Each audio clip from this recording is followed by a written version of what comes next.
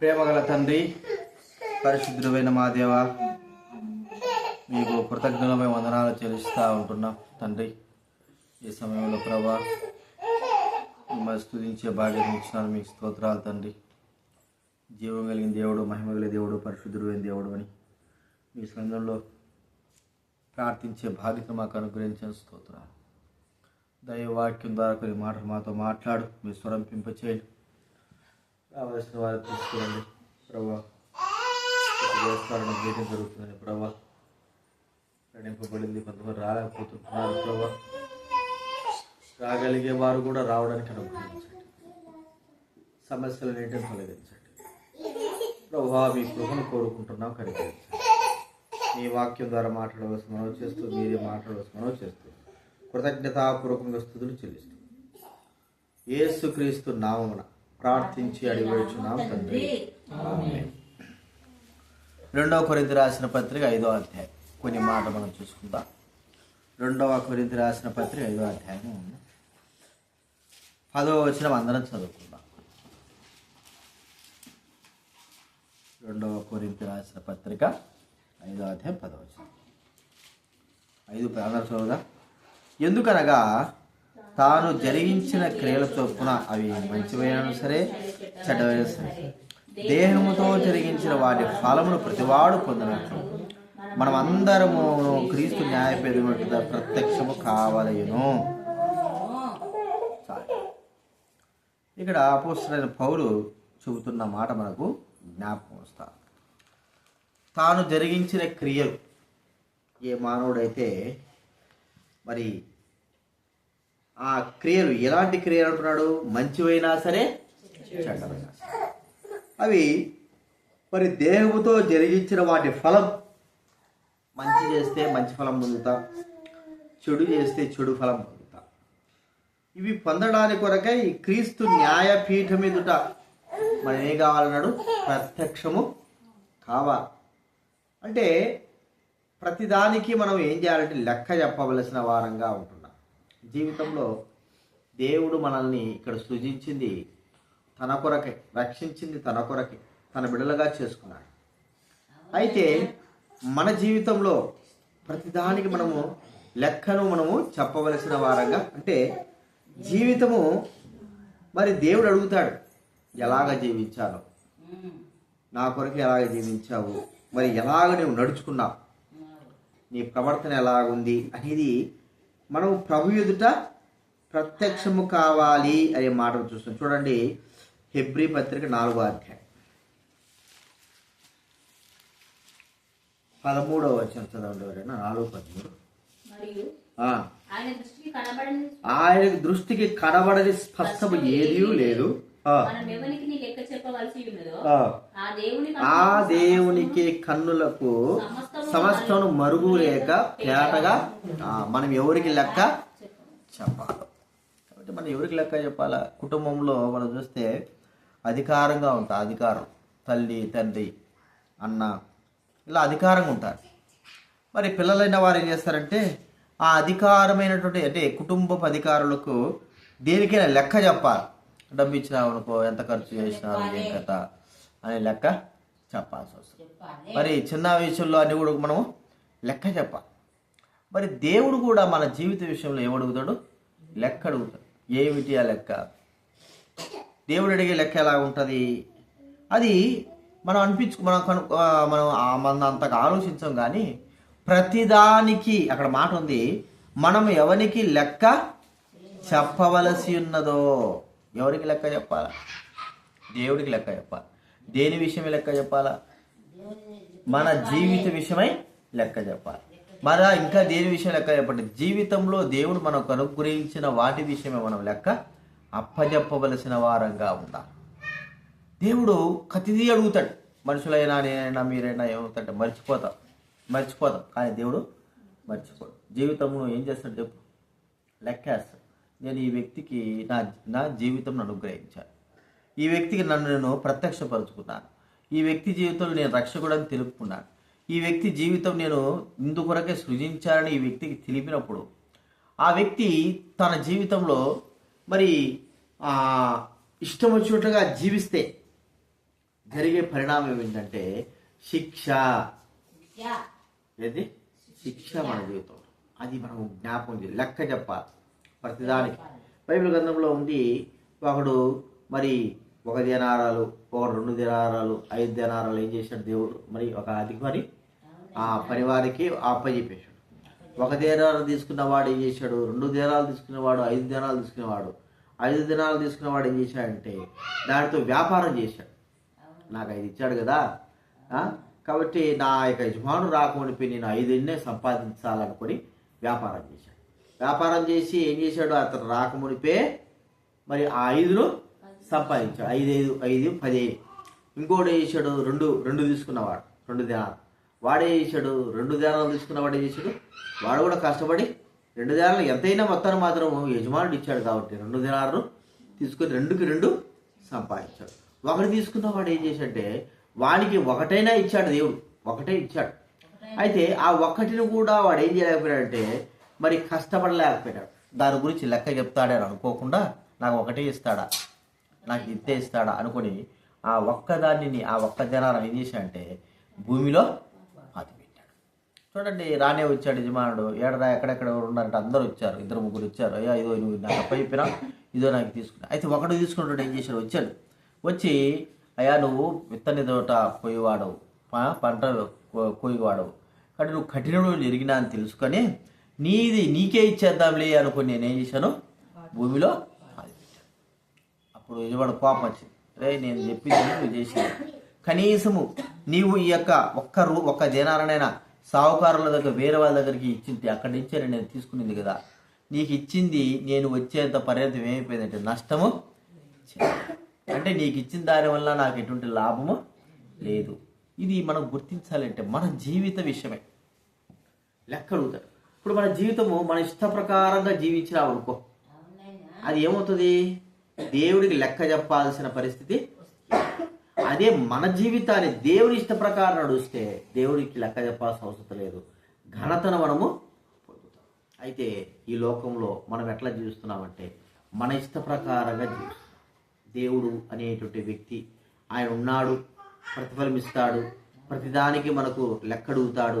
నా జీవితాన్ని కూడా లెక్కడుగుతాడు. నేను కూడా ఎలాగ చెయ్యాలా, నేను కూడా నా జీవితాన్ని నేను కూడా నా జీవితాన్ని ఎలా గడపాలా, దేవుడికి ఇష్టకరంగా ఎలా ఉండాలా, దేవుడు నాకు అప్పచెప్పినట్టు ఈ లెక్క అంటే ఈ జీవితం విషయమై ఆయనకు ఎలాగ అప్పచెప్పాలి, ఎలాగ ఆయనకు ఇష్టపరంగా నడుచుకోవాలా అనేటువంటి ఆలోచన లేకోకుండా మనం ఏం చేస్తున్నా జీవిస్తూ ఉంటాం. దినాలు జరిగిపోతూ ఉంటాయి, కాలాలు జరిగిపోతూ ఉంటాయి.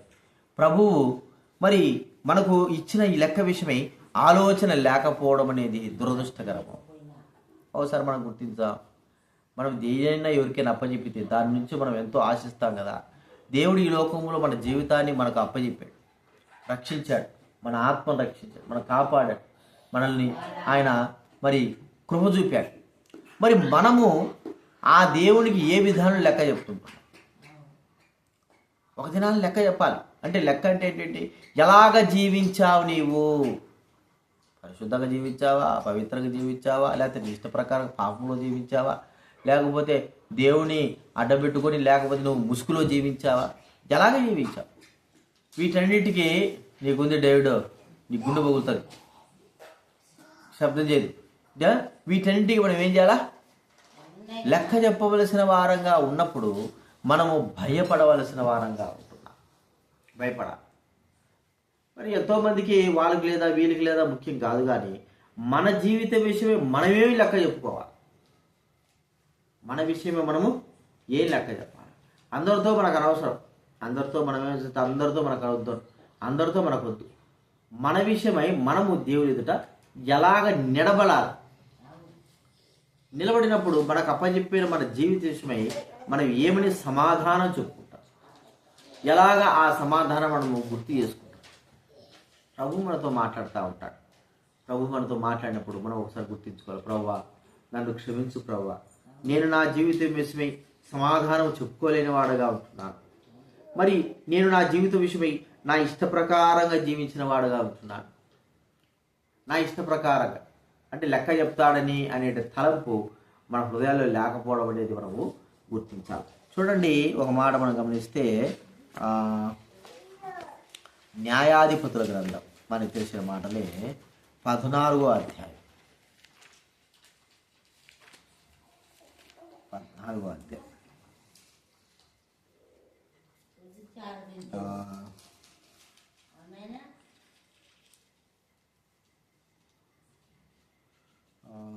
పద్నాలుగో అధ్యాయము 3వ వచనం చదవండి ఎవరైనా. న్యాయాధిపతుల గ్రంథం 14వ అధ్యాయం 3వ వచనం. వారు నీ స్వజనుల కుమార్తెలను గాని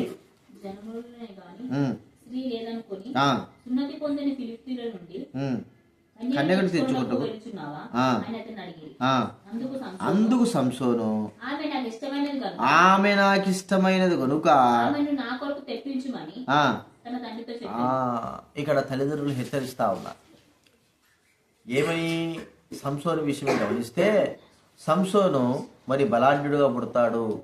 తాను ఒక మరి నాజీరైన వ్యక్తిగా ఉండాలి, ద్రాక్షారసం తాగకూడదు, ఎన్నో నిష్ఠ నియమాలు కలిగిన వ్యక్తిగా జీవించాలి. అలాగే మీరు పెంచాలని తల్లిదండ్రులైన వారికి మరి దేవదూత సెలవిచ్చారు. సరే, వాళ్ళు కొన్ని మాటలు చెప్పారేమో కానీ సంసోను యొక్క జీవితం ఏమైపోయిందంటే తన ఇష్టానురాజ్యమైన జీవితము జీవిస్తాడు.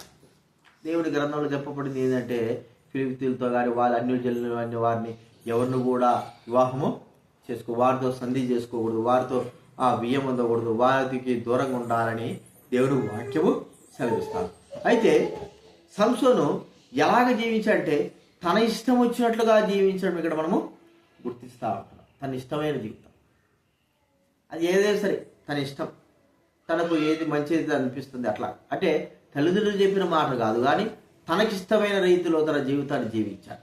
ఈ ఒకటే కాదు. తర్వాత మనం చూస్తూ ఉంటే మరి తను త్రోసివేయబడినప్పటికీ, తన భార్య వేరే వాళ్ళకి ఇవ్వబడినప్పటికీ తిరిగి అక్కడ వెళ్ళాడు.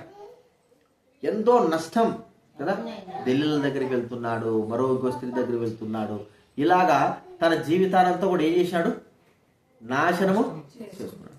చివరికి లెక్క చెప్పాలి కదా, జీవితం ఎందుకు దేవుడు ఇచ్చాడు, అంత బలం ఎందుకు ఇచ్చాడు, దేవుడు ఎందుకు తను పుట్టించాడు, తనకు ఎందుకు రక్షణ ఇచ్చాడు, తను ఎందుకు కాపాడుతున్నాడు, తన ద్వారా ఇంతమందిని చంపించాడు, తను తెలుసుకోలేకపోయినాడు. అంటే ఆలోచించలేకపోయినాడు అని మనం గుర్తించుకోవాలి. ఆలోచించలేకపోయి ఏం చేశాడంటే తన ఇష్ట ప్రకారం వెళ్ళడం ద్వారా ఎంత నష్టం కలిగింది చెప్పండి. తనని చంపబడలా, కానీ తన యొక్క బలమైనటువంటి అంటే తన జీవితంలో ఎంత బలహీనుడైపోయాడంటే కన్నులు పీకి వేయబడ్డాడు. పన్నులు పీకి అంటే శిక్ష కదండి. దేవుడు ఇంతగా తనకు చెప్పినప్పుడు కూడా తన మాట, దేవుడి మాట ఏం చేయలేదు, అతను వినలేకపోయాడు. శిక్ష, ఎలాంటి శిక్ష అది చెప్పండి. బతికే ఉన్నాడు కానీ జీవచ్ఛవంగా ఉన్నాడు. కళ్ళు లేకపోతే ఎట్లుంటారు చెప్పండి. ఈ దినాలైనా గుడ్డోలుగా ఎట్లుంటారంటే ఏదో ఒకటి పని చేసుకుంటా జీవిస్తున్నారు. ఆ దినాల్లో గుడ్డోలకి ఒకటే పని. ఏం పని అది? అడుక్కోవడం తప్ప ఇంకేం పని లేదు. రోడ్లలో కూర్చోవడం, ఆ ఊరు కారణంలో కూర్చోవడం, దేవాల దగ్గర కూర్చోవడము, అటు అడుక్కోవడమే వాళ్ళ పని, అంతే. ఇక అంతగా తప్పించి ఇంక వేరే పని లేదు, అడుక్కోవడమే ఆ పని. ప్రియమైన వాళ్ళరా, అలాంటి స్థితిలోకి మరి సంసోను వెళ్ళిపోయినాడు. ఏమిటి? దేవుడు తాను జరిగించిన క్రియలకు తనకి ఏం చేసినాడు? ప్రతిఫలము ఇచ్చినాడు. ఎంత దౌర్భాగ్య స్థితి మనం గుర్తిస్తే. మన ఇష్టము అనేది మన కాదు, దేవుడు ఇష్టం జీవించాలి. మన ఇష్ట ప్రకారం జీవిస్తే చాలామంది నష్టపరచబడతారు, దేవుడికి దూరం అయిపోతారు. లెక్క చెప్పాల్సింది జీవించిన దినాలు దేవుడికి మనం తెలుసుకుని కూడా మనం వాటిని విషయమై నిర్లక్ష్యం చేస్తే మన విషయంలో మనము దేవుడికి లెక్క చెప్పవలసిన వారంగా ఉంటున్నాం. ఒకసారి గుర్తిద్దాం, దేవుడు మనతో మాట్లాడుతూ ఉన్నాడు. ఈ దినాన నా జీవితంలో ఏమీ లెక్క ఏం అడుగుతాడు దేవుడు మన గురించి? ఒకవేళ మనము ఊహ చేసుకుందాం, దేవుడు పరలోకం పైకి వెళ్ళిపోయినా, న్యాయపేదడు ఉన్నా, మనం అందరిని ఒక్కోరిని పిలిచి చెప్పినాడు అనుకో, ఒక్కొక్కరిని మొట్టమొదటిగా తిమోతి నిన్నే పిలిచినాడు అనుకో, తిమోతి నీ జీవిత విషయమై నువ్వేం లెక్క చెప్తున్నావు అంటే ఏం లెక్క చెప్పాలా? ఎలాగ లెక్క చెప్తాను? నీకు డబ్బు ఇచ్చినావు అనుకో, అయ్యా ఇది 10 రూపాయలు ఇచ్చినాను, ఇదో 10 రూపాయలు నేను సంపాదించా అని చెప్తాం. మరి నీ జీవితమును ఇలాగ గడపాలా, ఇలాగ చెయ్యాలా, ఇలాగ నువ్వు జీవితంగా నా ఇష్టప్రకారం జీవించాలని నీకు చెప్పబడింది. చెప్పబడినప్పుడు ఆ లెక్క ప్రకారం నువ్వు జీవించావా? మనము ఎవరి దగ్గరైనా తప్పించుకోవడానికి వీలు ఉంటుంది, కానీ దేవుని దగ్గర తప్పించుకోవడానికి వీలు లేదు. నా విషయమైనా మీ విషయమైనా ఎవరైనా సరే దేవుడు మనం ఒకవేళ అబద్ధాలు చెప్పాలనుకున్నా కూడా అవి అక్కడ కుదరవు. చూడండి, ఏదైనా జైలుకి వెళ్ళాలనుకో, కోర్టు దగ్గర ఎన్ని అబద్ధాలు చెప్తా ఉంటాం, ఒక్కడు కూడా నేను చెప్పాం, అన్ని అబద్ధాలు చెప్తాం కదా. ఒకవేళ అక్కడ గెలసొచ్చాము, కోర్టులో గెలసొచ్చాము అబద్ధాల ద్వారా, కానీ దేవుని దగ్గర మనం ఎంత మాత్రము గెలవలేము. ఎందుకు? దేవుని దృష్టికి అన్నీ కూడా బట్టబయలుగా కనబడతా ఉన్నా, అన్నీ కూడా నెరవేర్చబడతా ఉంటున్నాయి. కాబట్టి మనం తప్పించుకోలేము. మన ఎదుట మన జీవితాన్ని ఒక సీడీలాగా పెడతాడేమో కదా, సీడీలాగా పెట్టేసి ఇదిగో చూడి నీకు జ్ఞాపకం ఉన్నంత వరకు మన సీడీ చూపిస్తాడు. జ్ఞాపకం ఉండిన తర్వాత నుంచి కూడా మనకి ఏం చేస్తాడు? జ్ఞాపకం ఉండిన తర్వాత కూడా ఆ సీడీని మళ్ళా రిప్లై చేస్తాడు. ఎప్పటి వరకు? చచ్చిపోయేంత వరకు, నువ్వు చచ్చిపోయిన తుది శ్వాస విడిచేంత వరకు ఆ సీడీని ఏం చేస్తాడు? రిప్లై చేస్తాడు. ఎన్నిసార్లు మనము దేవుని బాధ పెట్టినాం, ఎన్నిసార్లు దేవుని మాట వినలేదు, ఎన్నిసార్లు దేవుని ధిక్కరించాం, ఎన్నిసార్లు దేవునికి అవిధేయత చూపించినాం, ఇవన్నీ కూడా ఆడ కనబడతానే ఉంటాయి. ఇక ఎక్కడ తప్పించుకోవడానికి వీలు లేని రీతిలో మనం ప్రభు ఎదుట నిలబడాల్సి వస్తుంది. అది మనం ఏం సమాధానం చెప్పుకుంటాం? చూడండి, సంసోను కళ్ళు పీకివేయబడ్డాయి. తాను చేసిన తప్పుకు ఒక శిక్ష అనుభవిస్తూ వచ్చాడు. తను ఎంత వచ్చాడు, తన జీవితంలో ఎంతో నష్టం అనుభవించాడు. కానీ వాటన్నిటికి లెక్కలు మనం చూసుకుంటున్నాం. అడుగుతున్నాడు, ఏమిటి ఈ విషయమై నువ్వేం చేసినావు, ఈ విషయమై నువ్వేం చేసినావు, నేను నీకు అప్పచెప్పిన దానికి, నేను నీకు చెప్పిన దానికి, నీ జీవితానికి నువ్వు ఎలా నీ జీవితానికి ఏమి మనము లెక్క చెప్పాలా? ఒకసారి మనం గుర్తించుకుందాం, ప్రభు ఎదుట చెప్పుకుందాం. ప్రభా, నిజమే ప్రభా, నా జీవితాన్ని లెక్క చెప్పాలి. నేను తప్పించుకోవడానికి వీల్లేదు, నేను తప్పించుకోలేను. భూలోకంలో అందరి ఎదుట తప్పించుకోగలనేమో, కానీ చర్చిలలో మనం కూర్చున్నాం అనుకో, చర్చిలో నుంచి తప్పించుకొని వీలు పోయేది కదా. చర్చిలో ఏం చేస్తాము? ఏదైనా వాక్యం చెప్తా అంటే, దేవుడు మనతో మాట్లాడుతుంటే వెంటనే ఏదో దానికి సొడ్డు పెట్టుకుని మనం బయటికి వెళ్ళిపోతాం, తప్పించుకుంటాం. ఇంకా మళ్ళీ మాటలు వినకోకుండా అక్కడ ఇంట్లో ఏం చేస్తే తప్పించుకోవచ్చు, బయట తప్పించుకోవచ్చు, జైల్లో నుంచి కూడా తప్పించుకోవచ్చు. కానీ దేవుని దగ్గర నుంచి నువ్వు నేను ఏం చేయలేమో తప్పించుకో. మరి దేవుని దగ్గర తప్పించుకోలేనప్పుడు, దేవునికి లెక్క చెప్పాల్సినప్పుడు మనము భయపడకోకుండా జీవించడం అనేది చాలా సిగ్గుచేటు. భయపడి ప్రభువుకు మన జీవితాలు అర్పించాలి. ప్రభువుకు మనము, ప్రభువా నన్ను క్షమించు ప్రభువా, నీవు ఎక్కడుగుతావు, నేను ఇలా జీవించలేకపోయినా నన్ను క్షమించు ప్రభువా, నాకు నీ కృప చూపు ప్రభువా, నన్ను క్షమించు ప్రభువా అని మనం ప్రార్థన చేసుకోవాలి. మన జీవితాన్ని ప్రభువుకు అప్పచెప్పుకుంటేనే తప్ప మనము అలాగ జీవించలేకపోతే తప్ప మనం జీవితంలో ఎంతో నష్టపడతాం. అందుకే ఆ దినాల నష్టం అనేది చాలా భయంకరంగా ఉంటుంది, చాలా భయంకరంగా ఉంటుంది. ఇది నా నష్టము, ఏదైనా నష్టం 10 రూపాయలు 20 రూపాయలతో పోయేది నష్టాలు కాదు, లక్షల్లో జరిగే నష్టాలు ఎంత నష్టమని, ఎంత బాధని. మరి జీవితమే ఒక నష్టమైపోతే ఇక మనం ఇంకెంత బాధ ఉంటుంది. అందుకు మనం ప్రభు దగ్గర క్షమాపణ కోరుకొని ప్రభుతో మన జీవితాన్ని అర్పించుకొని, ప్రభు ఇప్పటి నుంచి నీ కొరకే జీవిస్తాను, నీ సేవ కొరకే జీవిస్తాను, నీ ప్రేమ కొరకే జీవిస్తాను, నీ వాక్యం కొరకే జీవిస్తాను, నీ మందిరం కొరకే జీవిస్తాను, నా జీవితం సంపూర్ణంగా మీకు అర్పించుకుంటాను, నన్ను క్షమించు ప్రభు, నేను లెక్క చెప్పాలి. మరి దినాల కంటే ఇప్పుడు దినాలని నేను లెక్క చెప్పాల్సి ఉంది. కాబట్టి వాటి విషయం నేను ఏం ఆలోచించాలి, మీ ఎదుట నిలబడలేకపోతున్నానని మనము ప్రభు ఎదుట ప్రార్థన చేసుకోవాల్సిన వారంగా ఉంటున్నాం. కాబట్టి విషయాలు జ్ఞానం పెట్టుకుందాం, ప్రభువుకు మనం అర్పించుకొని ప్రార్థన కొద్దిసేపు చేసుకుందాం. ప్రార్థన చేసుకుందాము.